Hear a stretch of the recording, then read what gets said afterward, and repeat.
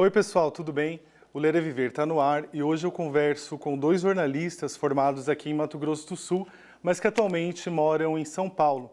Graciliano Rocha, autor do livro Irmã Dulce, a Santa dos Pobres, egresso da UFMS e que passou por veículos de comunicação aqui da capital, do interior do estado e também pela Folha de São Paulo e BuzzFeed. Já Danilo Japanurra se formou na Uniderp e hoje trabalha na assessoria de imprensa do cantor Milton Nascimento. Ele é autor dos livros Nada Consta e Milton Nascimento, Letras, Histórias e Canções, além de organizador de Sonhos Guaranis, a poesia de Paulo Simões. Fique ligado. Comigo nesse bloco está Graciliano Rocha, que no ano passado lançou o livro Irmã Dulce, a Santa dos Pobres, pela editora Planeta, contando a vida da freira nascida em Salvador, que foi a primeira brasileira a ser declarada santa pelo Vaticano. Um trabalho de 8 anos de pesquisa, com base em documentos do Brasil, Estados Unidos, Itália, Vaticano e mais de 100 entrevistados. Como essa história entrou na sua vida e por que você decidiu retratá-la já no seu primeiro livro, que está na 4ª edição, Graciliano? Esse livro eu decidi escrever por volta de 2011, quando eu era correspondente da Folha de São Paulo em Salvador. Houve uma cerimônia de beatificação da Irmã Dulce. Beatificação é a etapa imediatamente anterior à canonização, que é quando o Papa declara que alguém é santo. E nessa cerimônia em Salvador, foram mais ou menos 70 mil pessoas, ficaram muitas horas debaixo de chuva, num lugar em Salvador chamado Parque de Exposições, chuva e lama. E tinha todo tipo de gente nessa multidão. Gente pobre, gente rica, gente católica, gente de outras religiões, das religiões afro e gente sem religião nenhuma. Então, naquela ocasião me fez... eu fiquei muito impactado com a cena daquelas dezenas de milhares de pessoas esperando por muitas horas debaixo de chuva, o que era uma demonstração assim do fascínio que a Irmã Dulce exerce sobre a imensa massa da população, notadamente baiana, mas do resto do país também. A Irmã Dulce foi uma freira que viveu a maior parte do século XX, ela nasceu em 1914, viveu até 1992, e ela é uma figura fascinante porque ela criou, do nada, um hospital. Na verdade, ela tinha um galinheiro no convento que ela improvisou como um ambulatório, e isso em 1949. Nas décadas seguintes, esse lugar foi recebendo reformas e ampliações, até se tornar o que é hoje um dos maiores complexos hospitalares do país. Esse hospital dela era o único onde os pobres podiam ser atendidos sem nenhuma pré-condição. Hoje em dia, a gente costuma pensar que o SUS é um direito, que a saúde pública é um direito, mas antes da criação do SUS, na Constituição de 1988, as coisas não eram assim. Para você ter acesso a um hospital público, você precisava ter carteira assinada. Então, a imensa massa de pessoas desempregadas ou trabalhadores informais simplesmente não tinha a quem recorrer, na maioria das vezes, num caso de doença, por exemplo. Então, a Irmã Dulce, ela foi um personagem extremamente importante no Nordeste do país, notadamente em Salvador, que foi nossa capital colonial e uma das grandes metrópoles do país, que viveu tempos muito difíceis, a maior parte do século XX, uma economia muito deprimida. E, junto com isso, favelas crescentes e um quadro social muito ruim. Não fosse a Irmã Dulce, a iniciativa de criar esse hospital, certamente o colapso social de Salvador e de um grande pedaço do país teria sido muito pior do que ele foi. Então, daí a minha decisão de escrever uma biografia. Narra os passos, as circunstâncias da vida da Irmã Dulce, da história do Brasil na maior parte do século XX, e como a Irmã Dulce lidou com as circunstâncias que ela teve pela frente. O livro é sobre isso.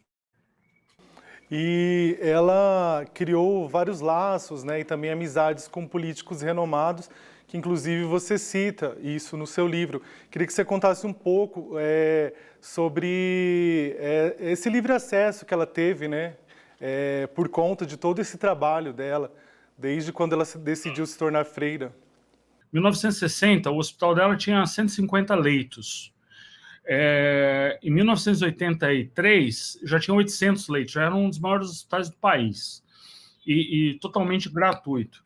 Então, a maior parte da população carente que recorria ao serviço de saúde que ela oferecia gratuitamente, tinha uma confiança infinita nela. E isso tornava a irmã Dulce uma mulher muito poderosa do ponto de vista de ser assediada por políticos.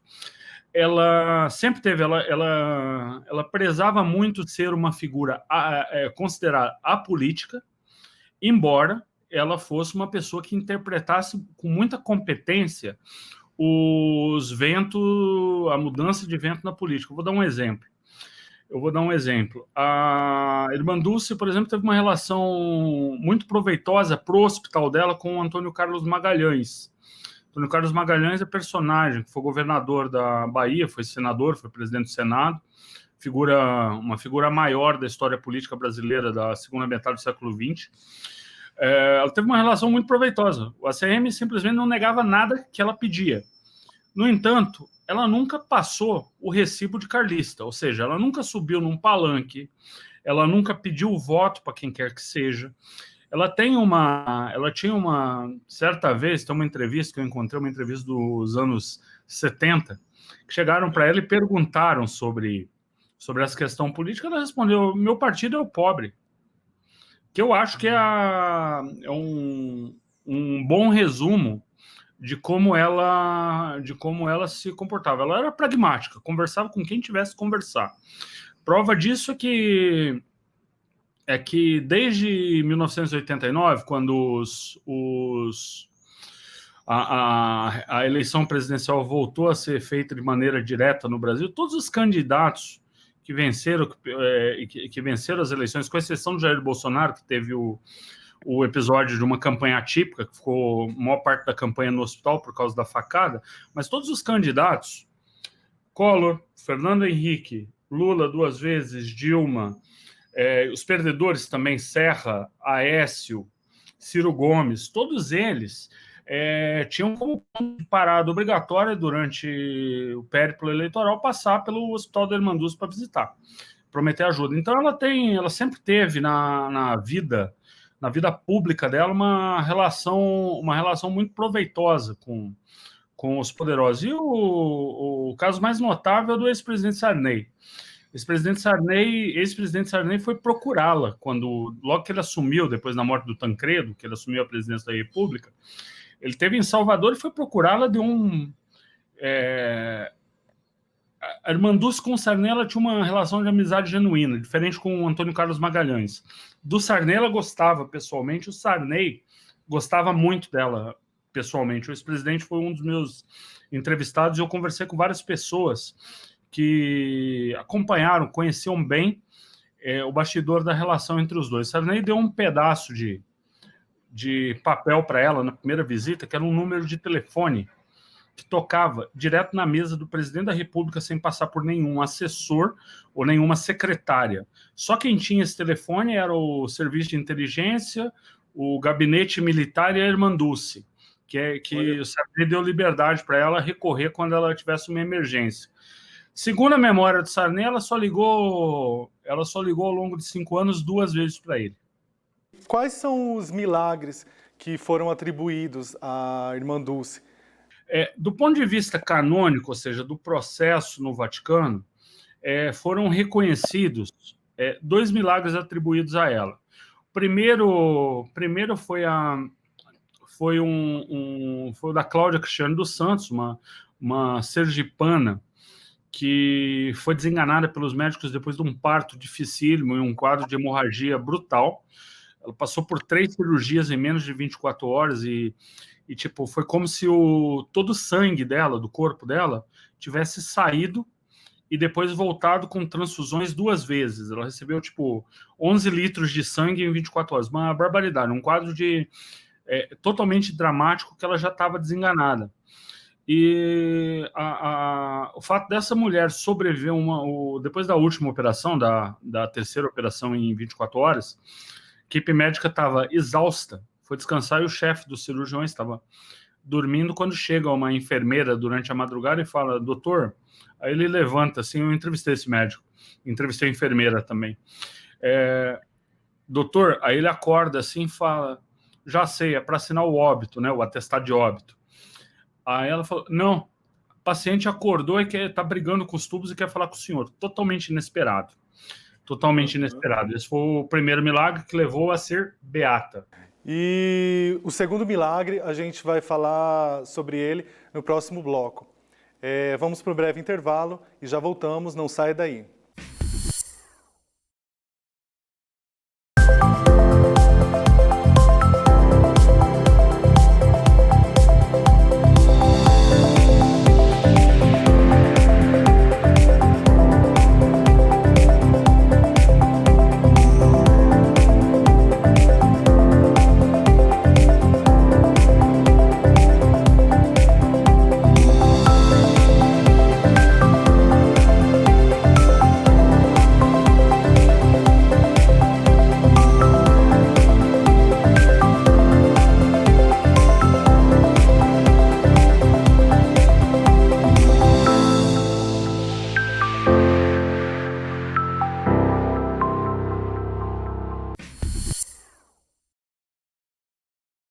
Estamos de volta e no Ler e Viver de hoje eu bato um papo com o jornalista Graciliano Rocha, autor do livro Irmã Dulce, a Santa dos Pobres, publicado em 2019 pela editora Planeta, que já está na 4ª edição. No bloco anterior você ia falar sobre o segundo milagre, né, Graciliano? Queria que você comentasse a respeito. Ô, João, o segundo milagre é uma das coisas... O segundo milagre atribuído a Irmã Dulce é uma história muito tocante, que é de um músico baiano, na verdade radicado em Recife, Pernambuco, que ele ficou cego por volta de 1999, um quadro de glaucoma, e ele passou 14 anos cego. Teve uma noite em 2014, uma madrugada, por volta de umas 4 horas da manhã, o Zé Maurício, esse músico, já era cego, ele estava sendo torturado assim, por uma conjuntivite. Os olhos dele doíam mais, já estava cego, mas estava sentindo muita dor no olho. E ele estava deitado na cama, e do lado da cama dele tinha uma imagem da Irmã Dulce. Ele pega a imagem, encosta no olho e pede, em oração, não para voltar a enxergar, porque isso ele sabia que era impossível, mas ele rezou para que aquela dor horrível parasse e ele conseguisse dormir. E ele acaba caindo no sono, isso por volta de 4h30 da manhã, por volta de umas 8 ele acorda, enxergando os primeiros vultos. Nota que era uma pessoa que estava totalmente cega desde 14 anos antes, desde 1999. E nas semanas seguintes, a visão dele retorna.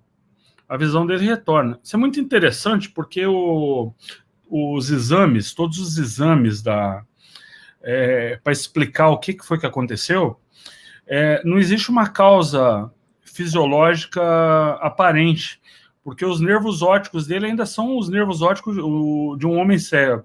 Nervos ópticos são aqueles canais que, entre a imagem captada na retina, que transforma em impulsos elétricos e leva até o cérebro.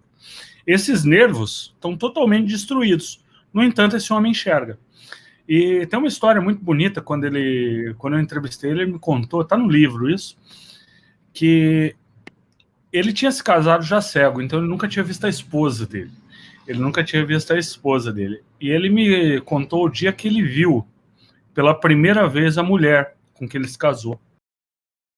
Ele teve uma reação muito bonita, que ele virou para ela e falou, mas você é muito bonita, e começou a chorar.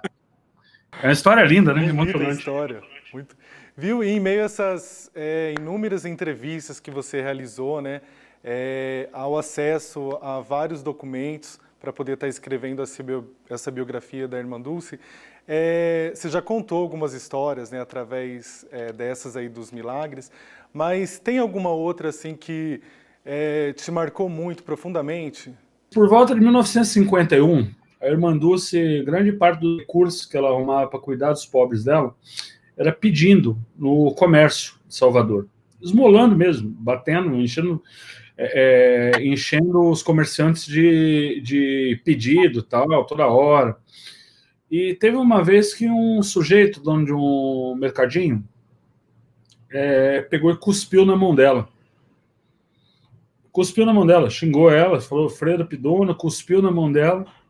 Ela carregava um lenço no bolso do hábito, limpou a mão, voltou a estender a mão pro comerciante e falou: isso aqui é para mim, mas agora eu quero saber o que você vai dar para os meus pobres.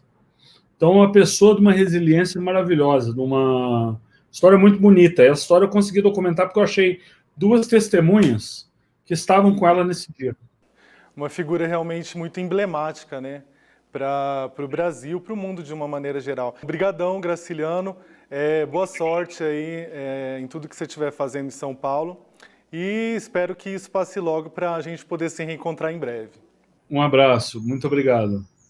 Agora aqui comigo está o jornalista Danilo Japanurra, formado em 2005 pela Uniderp e que já na sua primeira publicação, intitulada Nada Consta, lançada em 2017, conta a sua vida desde quando foi abandonado em um bar em Campo Grande, se tornou traficante no Japão, foi vendedor no Beco das Garrafas, no Rio de Janeiro, até ter acesso ao universo musical com encontros para lá de especiais. Danilo, conta um pouco sobre essa obra para a gente. Então, o Nada Consta, ele é um livro, né, que ele mistura várias experiências, desde o Japão. Assim, eu morei no Japão eu morei 6 anos lá. Eu cheguei a primeira vez com 16 e fiquei até por volta de 21 para 22 anos. E aí tem algumas histórias desse período, assim como também tem o do presente, né? Fiquei muitos anos escrevendo ele e aí decidi mandar para a seleção de livros da Geração Editorial, né? Aí eu mandei, a parecerista da Geração Editorial leu e indicou para a publicação. Vendo aqui, eu guardo várias coisas da época que eu escrevi o livro. Aí, por exemplo, esse aqui, ó, é uma ficha de peça de caixa japonesa. Eu trabalhava na Hyundai no Japão, aí cada caixa que você fechava, você tinha que pôr a nota. Essa aqui. E aí, entre uma peça e outra, uma caixa e outra, eu parava e escrevia algumas coisas. E aí eu fui juntando vários desses, então Nada Consta, ele foi sendo feito assim, em computador, em papel, em fábrica. E quando a gente fala, minha vida dá um livro, a sua realmente é uma história de cinema, né? Porque eu tive dando uma olhada na capa, você já narra ali desde quando você era bebê, foi para lá, traficou, até o lance de você estar indo parar no Beco das Garrafas, né, para ser vendedor. Queria que você contasse um pouquinho sobre essa sua trajetória para quem está vendo a gente e que pode também estar conferindo nesse livro, né? Ela, na verdade, é assim, né? Tudo que eu coloquei lá no livro, as ocupações, desde a forma da minha adoção, que foi em Campo Grande, minha mãe tinha um bar ali na 7 de setembro, com a Travessa José Baixa. E aí, ali que eu fui adotado, constam várias histórias, várias datas, mas o oficial é 29 de agosto de 81, que eu apareci lá no balcão do Bar Boa Sorte, que é na frente do Mercadão. E aí eu fui adotado para essa família de descendentes japoneses, né? O sobrenome é Nurra. E eu morei lá no Bar Boa Sorte, ali no Mercadão, até os 16 anos de idade. Aí com 16 eu fui emancipado e fui para o Japão. Fui tentar a vida lá, trabalhar mesmo, mas eu era menor de idade, então não podia trabalhar formalmente. E aí eu encontrei um irmão meu que estava lá, que tinha ido em 91, quando eu tinha 10 anos, então eu tinha ficado uns 6 ou 7 anos sem encontrar com ele. E eu cheguei em Hiroshima, ele me indicou num depósito de produtos que chegavam de navio no Japão, produtos brasileiros, desde chocolate, bombom, suco, até carne congelada, até chegava lá. E eu trabalhei lá dos 16 até praticamente aos 19. E aí, no Nada Consta, eu conto um pouco disso aí. E aí eu voltei para o Brasil. Lá nesse depósito eu tive acesso a livro, comecei a ler mesmo, né? E aí me deu vontade de fazer jornalismo, voltei para o Brasil, fiz jornalismo e voltei de novo para o Japão como jornalista do International Press, era um conglomerado, uma rede assim, que tinha televisão, tinha jornal, e eles tinham em japonês, em espanhol e em português, todos os veículos. E aí eu entrei, fiquei lá um ano. Nesse um ano, eu tinha sido operário no Japão, voltei jornalista. Aí eu voltei jornalista e tive contato com os artistas que faziam shows no Blue Note, tanto Tóquio e Nagoya. E nessa eu conheci o Milton, conheci o João Donato, cobri show do Jorge Ben, cobri show do João Gilberto, fui em vários lugares, só que Marisa Monte, né? Também. Marisa Monte, aí essas pautas, elas só entravam no jornal porque eu ia fazer por minha conta, porque eles não tinham isso na editoria. A editoria era a comunidade e polícia que eu fazia lá. Eu cobria a comunidade brasileira no Japão, que tinha na época 250 mil brasileiros. Você acabou retornando para o Brasil mais tarde, mas para ir trabalhar no Rio de Janeiro. Foi isso, né? Foi, aí eu voltei para o Brasil em 2009. 2008 para 2009, eu voltei. Logo depois, eu fiquei mais um ano no Japão ainda, trabalhando em fábrica, e essa aqui entra a parte de traficante, mas não era um traficante assim que traficava para ganhar grana, entendeu? Para ter uma vida mesmo de bastante grana. Não, era para sustentar o nosso vício, que a gente tinha lá, a gente usava o cristal. Não era que a gente vendia igual Fernandinho Beiramar, Pablo Escobar, fazia o volume de dinheiro, não, era para sustentar nosso lance. Aí quando a gente quase caiu pela segunda vez, a gente fugiu para Okinawa, que é o extremo sul do Japão. De Okinawa eu vim para o Brasil, passei em Campo Grande, visitei minha mãe e fui para o Rio de Janeiro. Cheguei morando lá na Paula Matos, lá no centro, na Lapa. Depois fui para o Pavãozinho, fiquei um ano no Pavãozinho e comecei a trabalhar no Beco das Garrafas, na livraria Bossa Nova e Companhia. E aí ali eu comecei a sonhar de novo em voltar para o jornalismo. E nesse episódio, Danilo, é legal a gente falar que o Milton Nascimento teve uma importância bem legal na sua vida, né? Desde quando você o entrevistou no Japão, até vocês virem a se reencontrar no Beco das Garrafas, que a gente vai estar falando sobre isso no próximo bloco. Não saia daí. Novas ideias e necessidades surgem todos os dias. Por isso é preciso reinventar, adaptar, renovar. A Assembleia Legislativa é um bom exemplo disso. Mais eficiência e conexão. Uma Assembleia moderna próxima do cidadão. Ao eliminar as barreiras físicas e de comunicação entre o parlamento e a comunidade, a Casa de Leis foi finalista do prêmio Assembleia Cidadã. Padrões internacionais de navegabilidade no sistema de busca do portal na internet garantiram o 4º lugar em transparência no país. Os novos totens de ponto eletrônico trouxeram mais confiança e controle na gestão de pessoal. E em breve, todos os documentos protocolados no Legislativo estarão totalmente digitalizados e acessíveis de onde você estiver. Mais eficiência e conexão. Uma Assembleia moderna próxima do cidadão. Essa é a Assembleia Legislativa de Mato Grosso do Sul. Entre, acesse e participe. Mais um Ler é Viver no Ar, e agora eu converso com Danilo Japanurra, autor de 3 livros e que há 10 anos é assessor de imprensa do Milton Nascimento. Como que foi para você estar começando a trabalhar como jornalista na assessoria de imprensa do Milton Nascimento, Danilo? Quando eu encontrei o João Donato lá no Japão, eu tive a oportunidade de andar com ele uma semana por Tóquio e Nagoya. E andar com ele em todos os shows que ele fazia, ajudando mesmo. Ele e a Ivone, a esposa dele. A hora de dar entrevista, almoçar, jantar, eu consegui ficar quase 10 dias com eles lá.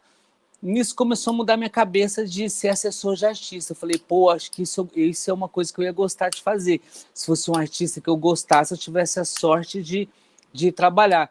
E o Milton e o João Donato eram as pessoas que eu mais gostava, assim, musicalmente, que eu era fã mesmo. Falei, um dia, como eu tive essa oportunidade de chegar perto do Donato, eu já fiquei sonhando com algo assim, trabalhar com ele e tal. Aí entrevistei o Milton, e aí 3 anos depois, o produtor dele na época, o Paulo Lafayette, me mandou um e-mail em nome do Milton, perguntando onde eu estava, se eu estava no Japão ainda. Eu falei, não, eu estou aqui no Rio de Janeiro, trabalhando no Beco das Garrafas, que o Milton também tocou lá, quando ele chegou no Rio com o Wagner Tiso. E o Milton foi no Beco das Garrafas um dia, ele estava passando por Copacabana, aí depois ele me contou a história, ele tinha ido gravar na Companhia dos Técnicos, que é um estúdio histórico que tem em Copacabana, ele tinha ido gravar, e aí o Paulinho, tendo passado essa informação para ele, ele foi de carro no Beco. Só que nessa hora eu tinha saído do Beco. O Beco tinha uma vitrine bonita pra caramba, assim, aberta, você conseguia olhar a loja inteira olhando de fora. Aí eu cheguei, tinha saído, voltei, a pessoa que trabalhava lá na livraria falou, o Milton Nascimento acabou de colocar a cara aí e foi embora. Falei, caramba, eu conheço ele, pô, entrevistei ele no Japão e tal, aí mandei essa. A galera, tá, não sei o que, aí beleza, aí o Milton foi. Eu lembro que lá tinha um negócio com o telefone, você não podia muito atender telefone, só emergência, claro.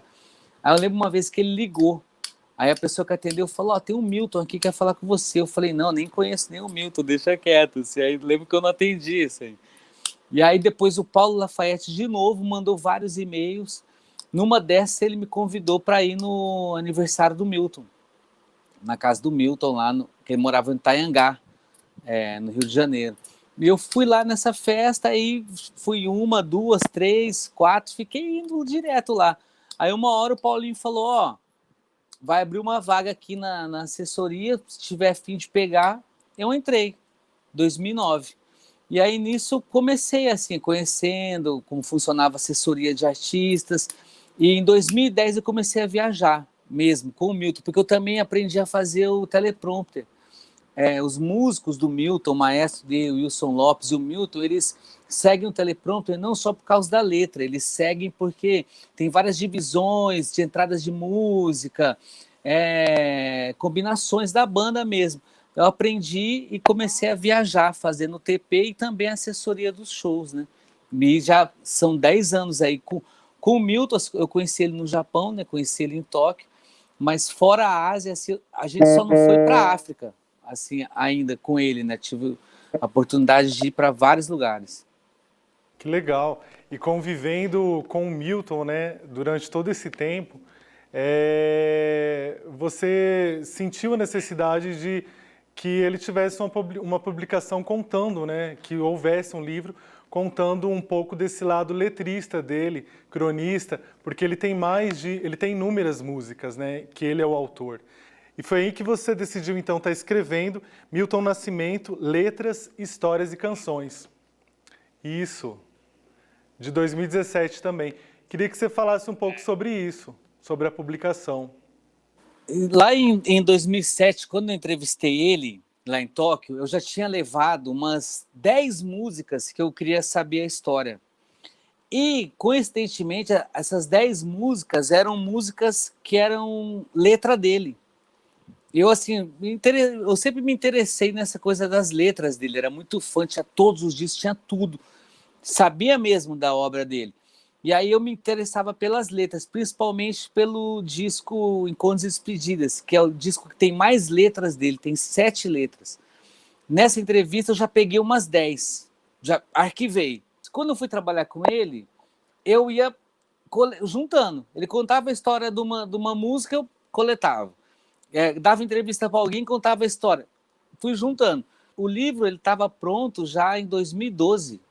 Estava pronto. Ficou um tempão na mão de uma editora, foi para outra editora, apareceu a Master Books, que, para quem não sabe, era de propriedade da Eliana, a apresentadora do SBT. Ela tinha essa editora que era muito boa, assim, eles tinham uma equipe de design que era diferenciada mesmo. Assim, no Brasil, eu me interessei, mandei o projeto lá. No outro dia, eles me chamaram para uma reunião e a gente publicou o livro. E saiu essa versão, né? Só que o livro, ele esgotou. A venda dele, a tiragem esgotou. E aí a gente tá com o livro esgotado, assim. E como teve a pandemia, não é um bom momento para mexer com o livro e tal. Então, o livro está parando, não é um momento para mexer em nada, né? Então, vamos ver se futuramente, né, a gente consegue fazer um lançamento dessa segunda edição, quem sabe até mais acessível mesmo. Você também tem um livro que foi lançado em 2017 pela editora UFMS, que é Sonhos Guaranis, poesia de Paulo Simões, que no caso você foi o organizador, né? Esse, na verdade, eu considero mais do Paulinho do que meu, né? Eu fui só o dono da ideia. Eu também me chamava muita atenção as letras dele. Um dia, uns amigos em comum, a Luísa e o Hernani, um casal amigo nosso, nos apresentou o Paulinho. E no primeiro dia, que eu conheci ele, eu já dei uma pedrada nele. Falei, e aí, vamos fazer o seu livro de letras? Ele falou, como é isso? Como eu já estava com o do Milton sendo prensado, praticamente, eu já tinha pego já mais ou menos como fazer. E passei uma série de coisas assim, para o Paulinho, para a gente fazer, ele me dá as letras e tal, tudo. Eu falo que é mais dele do que meu, porque ele teve todo esse trabalho de garimpar. A gente fez o livro à distância. Eu morando em São Paulo, morando em São Paulo não, estava em Juiz de Fora. Morando em Juiz de Fora e o Paulinho em Campo Grande, e eu falando com ele à distância, a gente conseguiu fechar o livro. Ele foi, assim, o principal, assim, responsável, porque tudo que eu pedi para ele comentar, ele fazia os comentários, escrevia os textos, ia no acervo dele. Então, deixou tudo aberto para a gente. Então, foi meio que assim, uma missão que eu quis cumprir de estar fazendo esse livro de letras do Paulinho, que eu precisava ter reunido também, que é uma obra, assim, a do Paulinho, pô, é clássica. É uma obra gigantesca, né, que muito orgulha o nosso estado também. Com certeza. Viu? E tem alguma obra sendo pensada para o futuro? O que você está fazendo? Você está escrevendo alguma coisa? Não, eu agora na pandemia, eu só tô lendo assim direto e estudando, porque eu morei 6 anos no Japão e eu nunca falei o japonês correto. Falava japonês de fábrica, sim, fábrica de gueto brasileiro, sabe? Que, pô, nem às vezes a gente se entendia lá nessa doideira. E eu não escrevia nada, nenhuma letra em japonês, em 6 anos. Eu falei, pô, vou resolver essa vergonha aí, vou resolver esse problema e vou estudar japonês. E aí agora, esse ano de pandemia, eu peguei pesado, eu faço 2 cursos. Então, estou fazendo isso, meu tempo é só esse, além de trabalhar a assessoria do Milton, que diminuiu muito, né, o volume, porque não está tendo show, né? Então, diminuiu muito. Eu fiquei em São Paulo, quando começou a pandemia, 13 de março, até 17 de julho. 17 de julho, peguei minhas coisas, vim para Campo Grande e vou ficar aqui até ter alguma mudança, acontecer alguma coisa, eu vou ficar estudando e lendo, né? E aí agora eu estou lendo na ordem a obra do João Antônio, que é um escritor paulistano, né?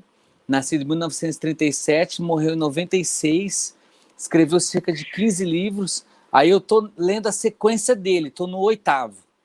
E aí eu vou lendo sempre assim, um brasileiro e um estrangeiro. Aí o estrangeiro eu vou revezando, assim, qual eu vou lendo. Aí eu li essa biografia aqui do Miles, que ele escreveu com Stroop, que é um poeta americano, e o Miles ditou para ele. E aí eu acabei de ler também essa aqui do Hunter Thompson, que é um jornalista, né, inventor do gonzo jornalismo. Eu acabei de ler. E eu demoro um pouco mais, porque o livro todo, eu vou dando uma pichada nele, eu arrebento com o livro, assim mesmo, de anotar. Então, eu levo mais tempo. Aí eu estou só preso nisso. E não penso em escrever um livro tão cedo. Não sei o que vai acontecer no futuro. Não sei, amanhã pode mudar tudo de novo. Então, assim, não tenho plano nenhum de nada, a não ser sentar de 6 a 8 horas por dia aqui na mesa, aqui em casa, e ficar estudando. E não esperando nada, vivendo com pouco dinheiro, com pouca coisa, não saindo, e uma vez por mês aí estoura a caixa preta. Aí cada 15 dias, uma vez por mês, aí estoura a caixa preta para dar uma segurada. Mas o resto é isso, vivendo. Danilo, muito obrigado pela sua participação no programa. Foi um prazer estar te entrevistando e espero que mais para frente possam ser publicadas novas obras, né, de sua autoria.